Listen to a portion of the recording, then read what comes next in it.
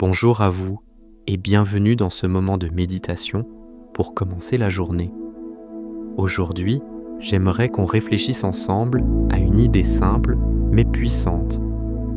Comment nos choix, même les plus petits, peuvent transformer notre journée et notre relation avec Dieu.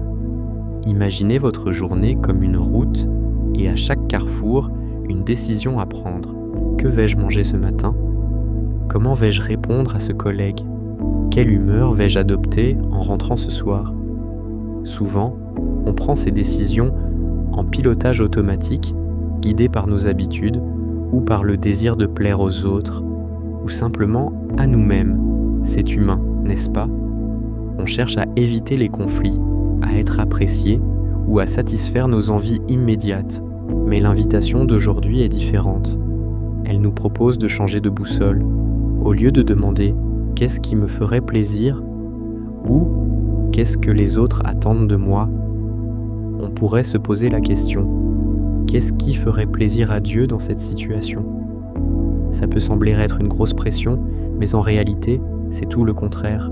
Le psaume 37 nous dit « Fais de l'Éternel tes délices, et il te donnera ce que ton cœur désire. » L'idée n'est pas de suivre une liste de règles strictes, mais de cultiver une relation si proche et si joyeuse avec lui que deviner ce qui lui plaît devient presque un instinct, une évidence.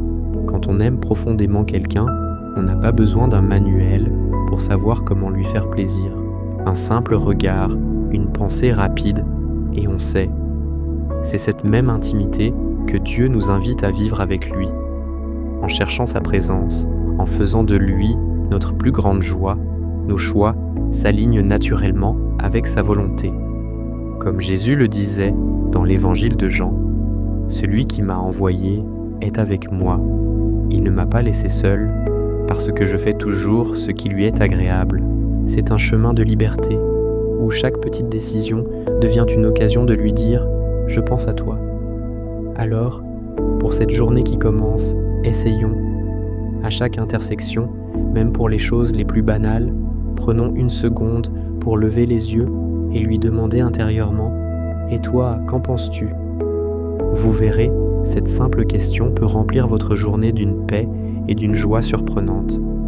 Je vous souhaite une magnifique journée, remplie de ces petits choix qui embellissent la vie.